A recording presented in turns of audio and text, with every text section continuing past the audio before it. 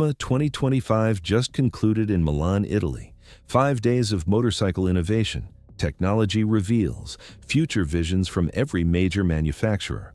Honda dominated with revolutionary forced induction, BMW shocked with affordable adventure, Yamaha committed to electric racing, Triumph expanded modern triples, Ducati unveiled 8 new models. The entire industry demonstrated why they'll lead the next decade. And Harley-Davidson, they showed 13 updated models, announced a bagger racing series, revealed exactly 0 new technology, 0 innovation, 0 future vision, just heritage marketing wrapped around ancient engines dressed in fresh paint. EICMA 2025 didn't just expose Harley's technology deficit, it measured the exact gap. And the number is staggering. 50 years, not 5, not 10, 50. Harley's 2025 technology is 1970s engineering with electronic fuel injection bolted on. While Honda and competitors race toward 2040 with forced induction, electric powertrains, and advanced electronics, Harley's stuck in 1975, half a century behind. Today, I'm breaking down exactly what EICMA revealed. Honda versus Harley head-to-head technology comparison, why the gap exists, why it's unbridgeable, and why this guarantees Harley's bankruptcy within 5 years. Let's expose the complete truth. Subscribe if you want honest motorcycle industry analysis. Bell icon for continued EICMA coverage. Drop a comment with which technology gap shocks you most. Let's go. Let's start with what Honda revealed, the announcement that changed motorcycle engineering forever. Honda V3R 900E compressor prototype. This is world's first production intent motorcycle with electronically controlled compressor system. Not concept fantasy, not distant future promise. Production intent technology moving toward mass availability within 3 years as part of Honda 2030 strategic vision. The engine is 75-degree V3 configuration. 3 cylinders arranged in V, 900cc displacement, liquid-cooled double overhead cam architecture, 4 valves per cylinder, modern high-efficiency design. Then, Honda added breakthrough, electronic compressor system. Traditional forced induction uses mechanical drive. Belt or gear-driven supercharger spins constantly, drains power from crankshaft even when boost isn't needed. Turbochargers use exhaust gas but create lag. Electronic compressor solves both problems. It activates on demand, when rider opens throttle, when power is needed. Spins up electronically, compresses intake air instantly, forces more oxygen into combustion chambers, enables more fuel burn, creates dramatically more power, then disengages when cruising. No parasitic drag, no lag, on-demand performance with naturally aspirated efficiency.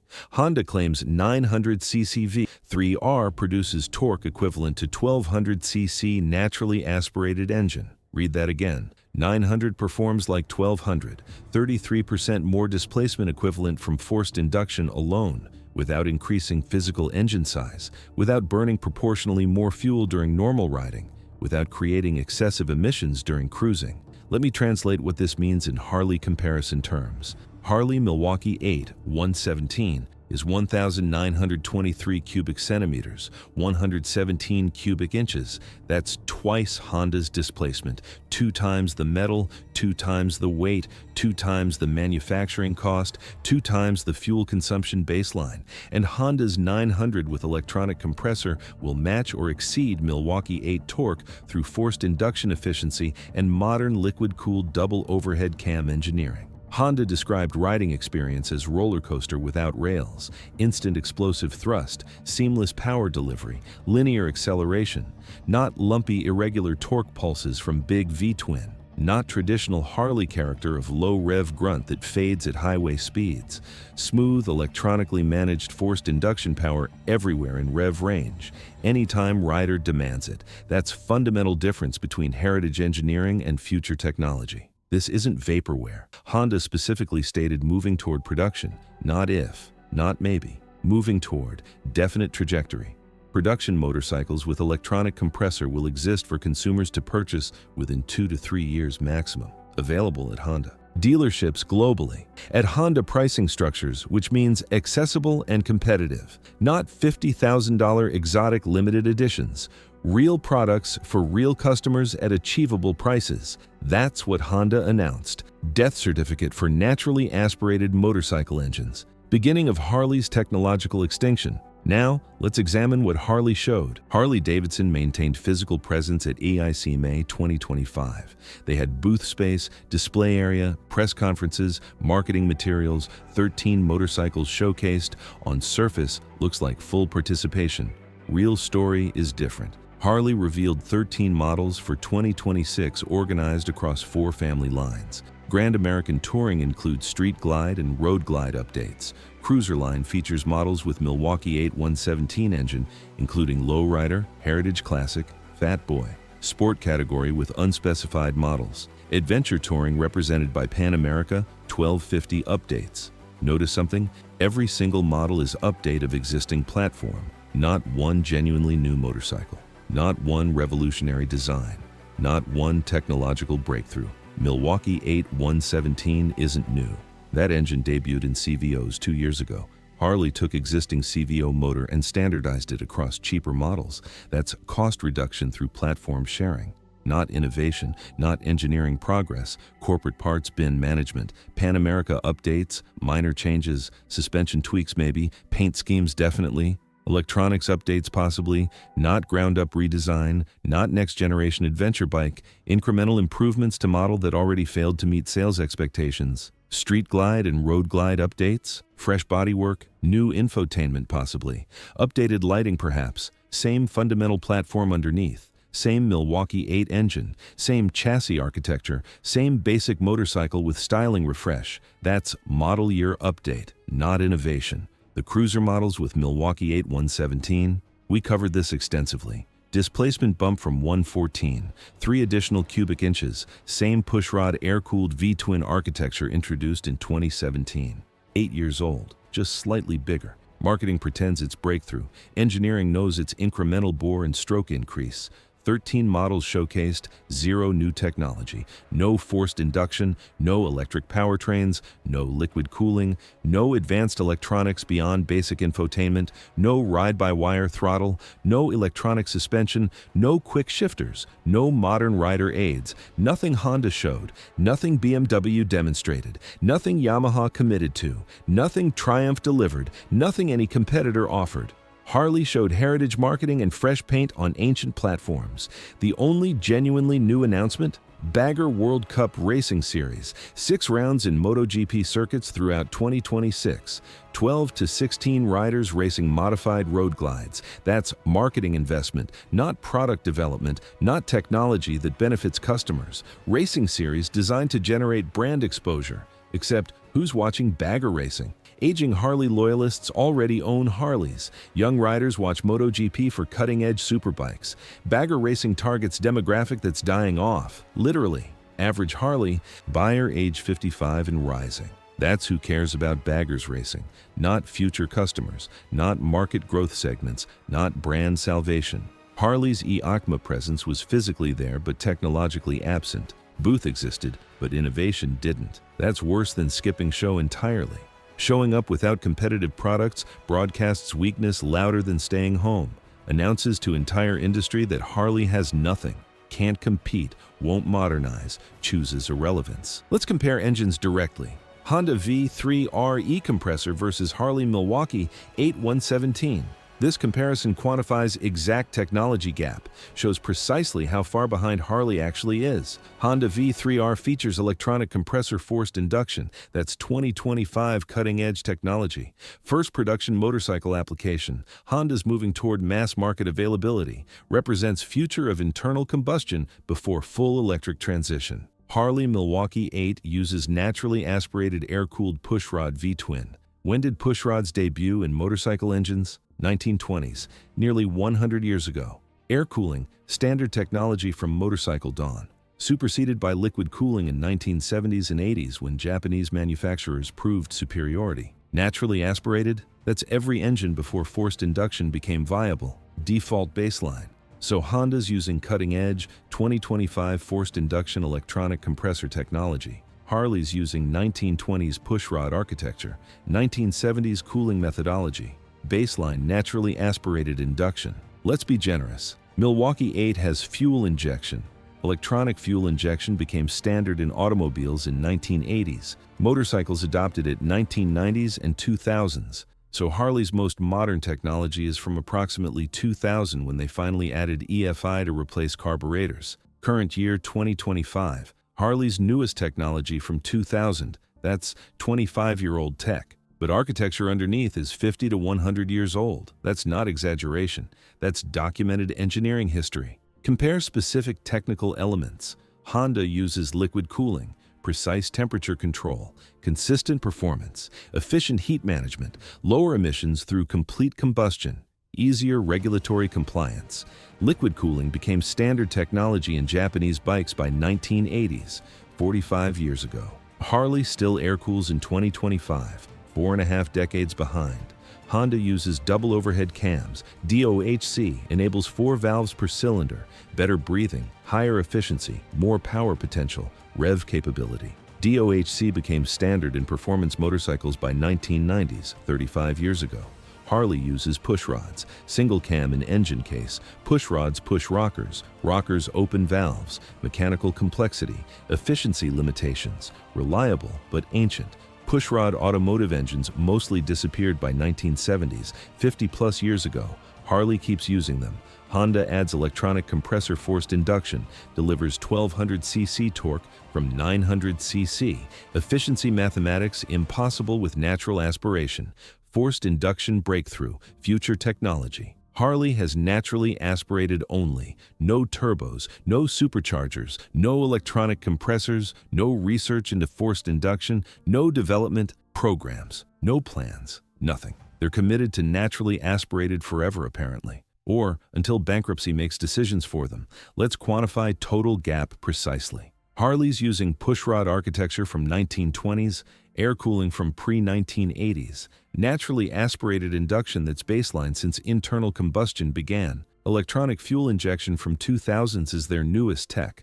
Honda's using DOHC from 1990s, liquid cooling standard since 1980s. Adding electronic compressor forced induction from 2025 that represents 2030 future. The gap from 2000 to 2030 is 30 years, but Harley's architecture predates 2000 by decades.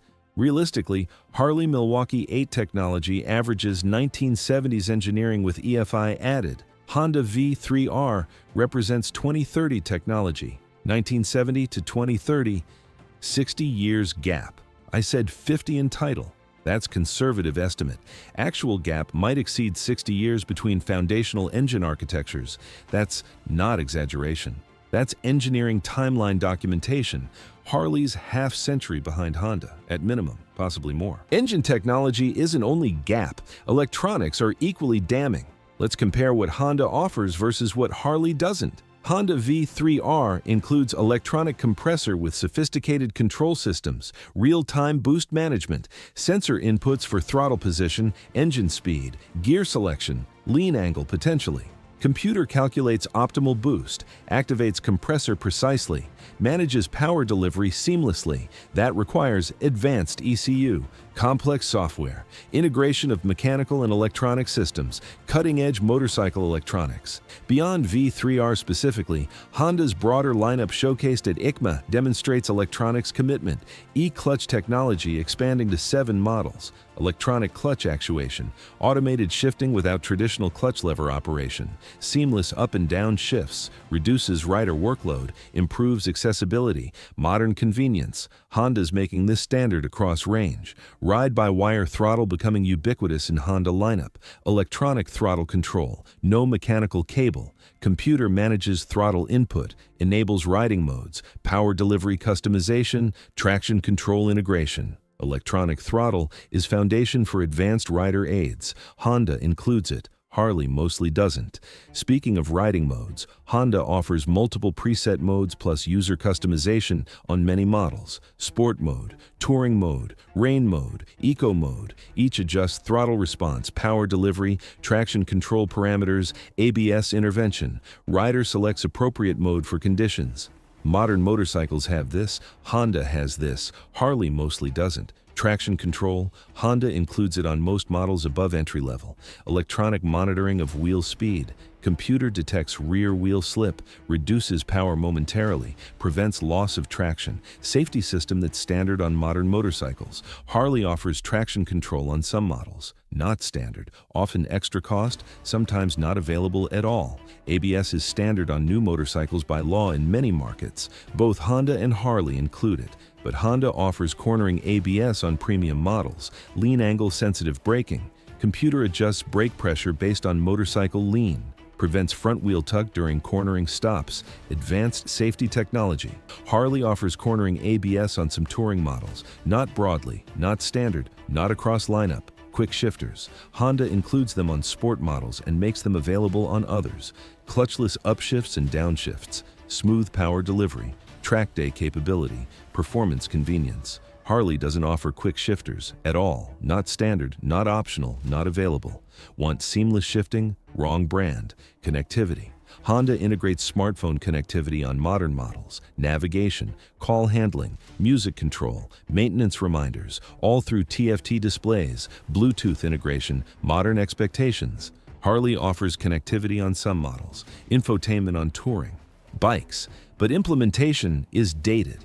Interfaces are slow, user experience poor compared to Honda and competitors. The electronics gap is comprehensive. Honda offers ride-by-wire, multiple riding modes, advanced traction control, cornering ABS, electronic suspension on some models, quick shifters, e-clutch, smartphone connectivity, modern TFT displays, sophisticated ECUs managing complex systems. Harley offers basic ABS, simple traction control on some models, infotainment on tourers, traditional mechanical controls everywhere else. Honda's electronics represent last 20 years of advancement, continuously improved, consistently updated. Harley's electronics represent minimum legal requirements with dated implementations. Another 2-decade gap. Stack this on 50-year engine gap.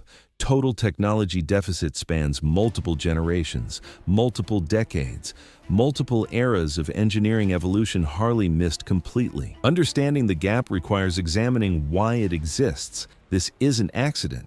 This is a result of deliberate strategic choices and structural limitations that prevent Harley from closing distance. First strategic choice is heritage worship. Harley's brand identity is inseparable from V-twin engines, specifically air-cooled V-twins. The sound, the feel, the aesthetic, the rumble, that's what Harley customers expect. What brand promises, what marketing sells, heritage, tradition, authenticity, American iron, classic motorcycling. That brand identity rejects modernization, can't add liquid cooling without losing air-cooled aesthetic, can't switch to DOHC without abandoning pushrod simplicity, can't adopt forced induction without changing engine character fundamentally, can't modernize without alienating core customer base. Harley's trapped by their own brand promise. Honda doesn't have that constraint. Honda's brand is engineering excellence, reliability, innovation, technology leadership. They can adopt any technology that improves product. Customers expect Honda to innovate, reward them for advancement, buy new models because they're better than old ones. Honda's brand enables progress. Harley's brand prevents it. Second strategic choice is target demographic. Harley sells to affluent boomers, average buyer age 55. These customers want traditional motorcycles, heritage styling, classic engines. They're not demanding forced induction, not asking for electronics, not expecting liquid cooling. They want Harleys that look and sound like Harleys from 1970. Harley gives them exactly that. Ancient technology wrapped in heritage marketing, and wealthy boomers buy it. For now. Problem is, boomers are aging out, dying, not being replaced. Young riders want modern technology, expect electronics, demand efficiency, value reliability. They're buying Hondas, Yamahas, Kawasaki's, Triumphs, not Harleys. Harley's target demographic is dying, literally. Within 20 years, most current Harley customers will be dead. Then what? Who buys air-cooled pushrods? Nobody. Market disappears, revenue collapses, company dies. Third structural limitation is engineering capability. Harley doesn't have institutional expertise in modern motorcycle technology. Their engineers specialize in V-twins, air-cooled engines, pushrod valve trains. That's their knowledge base, their accumulated experience, their engineering culture. Forced induction requires different expertise: electronic control systems, fluid dynamics, thermal management, boost pressure curves. Harley doesn't have this capability in-house, would need to hire extensively, acquire expertise, build institutional knowledge. That takes years, 5 to 7 years minimum. Honda has decades of forced induction experience from automobiles. They're applying proven technology to motorcycles. They're not learning, they're executing. Harley would be starting from zero. By the time they caught up, Honda would be 2 generations ahead. Fourth structural limitation is financial resources. Harley's broke. Sales down 23%, revenue collapsing. They sold financial services division for emergency cash, operating losses mounting. They don't have money for revolutionary engine development. New engine platforms cost hundreds of millions minimum, possibly billions for complete forced induction development. Harley doesn't have hundreds of millions. They barely have operating cash for next year. Honda has effectively unlimited resources, profitable globally, diversified across automobiles and power equipment, strong balance sheet. They can invest billions in technology development. They do invest billions. That's why they lead. Harley can't invest. That's why they follow. Actually, they don't follow. They don't keep up. They fall further behind every year. Financial constraints make catching up impossible. Fifth limitation is timeline desperation. Harley's dying now, sales collapsing now, dealers closing now.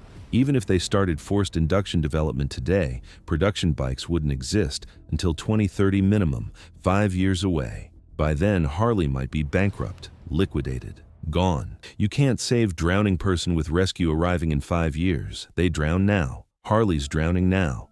Timeline makes salvation impossible. The gap exists because Harley chose heritage over progress. Target demographic over growth, V-twins over technology. They lack engineering capability to change, lack financial resources to invest, lack time to develop, lack brand flexibility to modernize without alienating customers. They're trapped, paralyzed by own history, imprisoned by own identity, dying because they can't evolve or won't evolve. Either way, dead. Let's translate technology gap into business impact. How does 50-year technological deficit kill company? Step-by-step economic mechanism. Step 1. Customers compare products.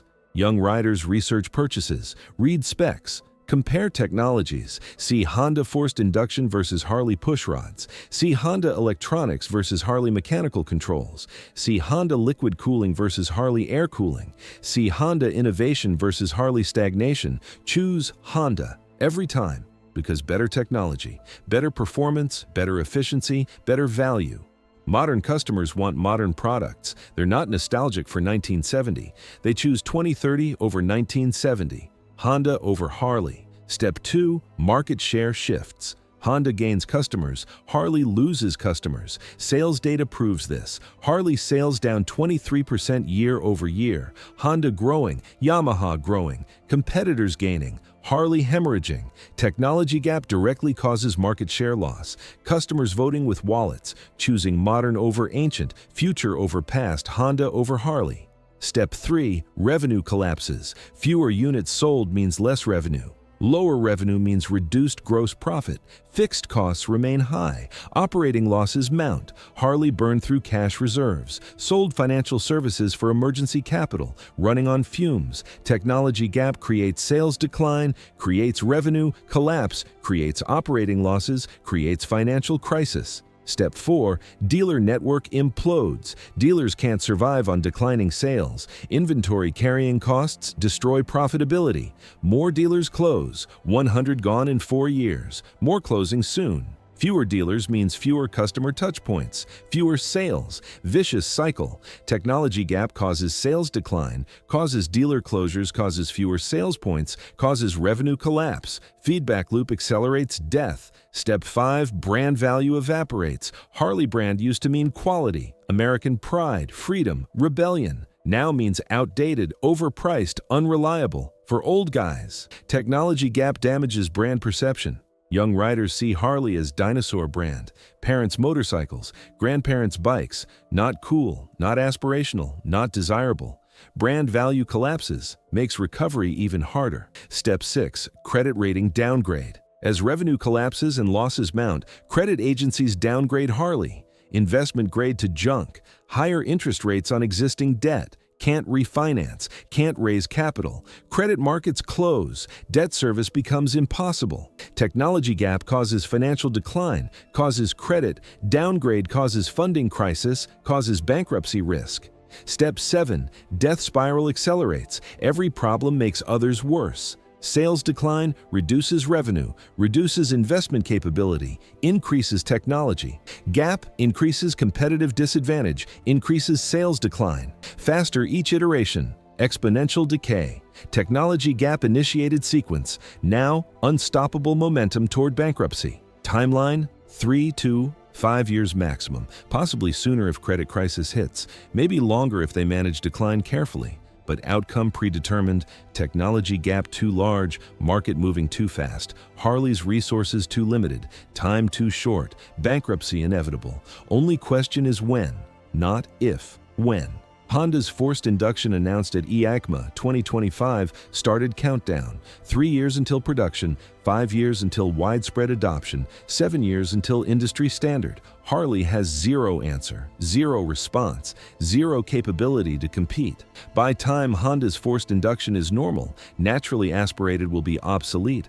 Harley's entire lineup obsolete, unable to meet emissions, unable to compete on efficiency, unable to sell, bankrupt, gone.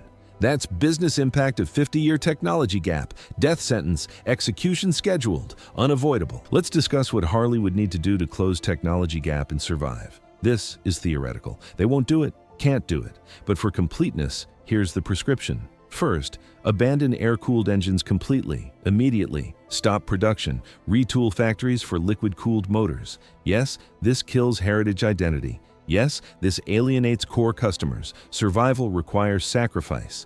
Keep making air-cooled and die. Switch to liquid and maybe survive. Choice is stark. Air-cooled is death sentence. Liquid cooling is survival chance. Second, develop forced induction program immediately. Hire engineers with turbo and supercharger experience from automotive. Partner with Honeywell or Garrett or Borg Warner. License technology, buy expertise, crash program to develop forced induction V-twins, small displacement, 900cc twins with electronic compressor producing 1100cc equivalent torque. Match Honda's approach, deliver big bike performance from small efficient engines, timeline 5 years minimum, start now or never catch up. Third, modernize electronics comprehensively, ride-by-wire throttle, multiple riding modes, advanced traction control, cornering ABS, quick shifters, electronic suspension, smartphone connectivity, TFT displays, modern ECUs, everything competitors offer. Make it standard, not optional, not extra cost, standard. Match industry baseline immediately. Electronics are cheaper than engine development, no excuse for deficiency. Fourth, rebuild dealer economics, reduce minimum inventory requirements, subsidize floor plan interest, share marketing costs, support service operations, invest in facility upgrades, provide technical training.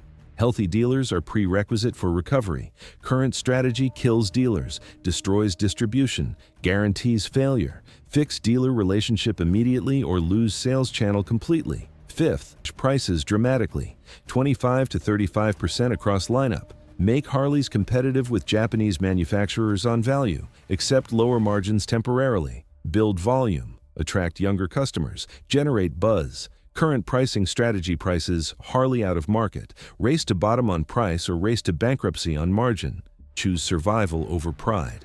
Sixth, develop real entry-level products, $6,000 to $8,000 motorcycles, 350 to 500 cc, modern engines, competitive features, attractive styling. Build next generation of riders, create brand loyalty young. Stop ignoring entry market. Stop surrendering future customers to competitors. Entry bikes are loss leaders today. Lifetime customer value tomorrow. Invest now or die with current demographic.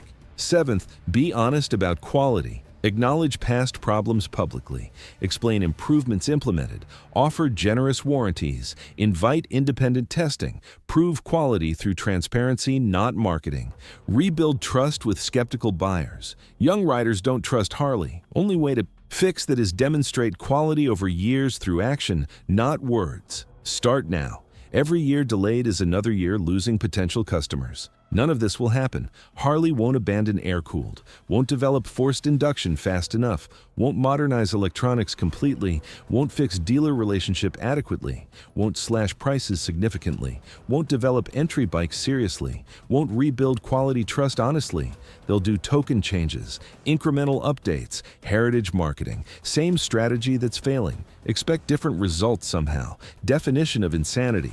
Harley's doomed because they won't do what's necessary. Can't do it structurally, refuse to do it culturally. Technology gap will grow, market will shift, customers will leave, revenue will collapse, dealers will close, bankruptcy will come. That's predetermined.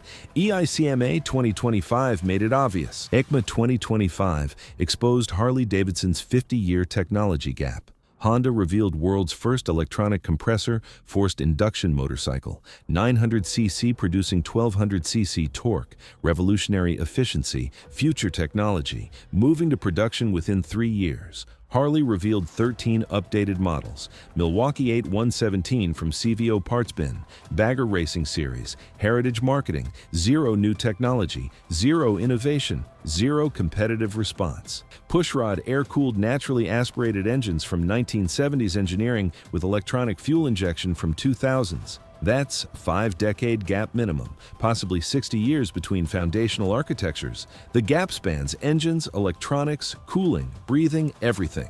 Honda has forced induction, e-clutch, ride-by-wire, riding modes, advanced traction control, cornering ABS, quick shifters, connectivity. Harley has push rods, air cooling, mechanical controls, minimal electronics, ancient architecture, 20 to 60 years behind depending on technology category.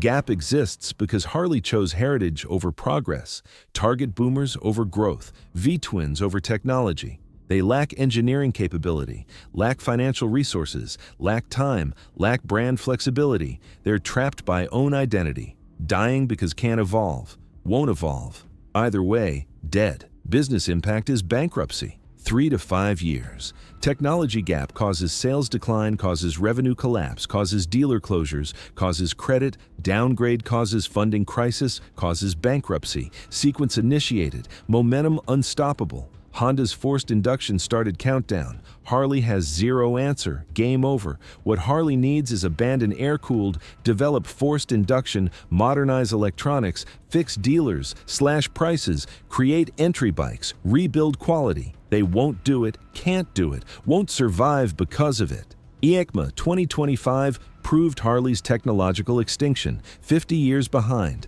catching up impossible, death inevitable. Drop a comment. Which technology gap shocks you most? Can Harley survive 50 years behind, or is bankruptcy guaranteed? Let's hear it. Subscribe for continued motorcycle industry coverage. This channel exposes technology gaps, documents strategic failures, predicts bankruptcies, without false hope, just reality. EICMA 2025 exposed Harley's 50-year technology gap, Honda versus Harley, future versus past, survival versus extinction, gap too large, time too short, end too close.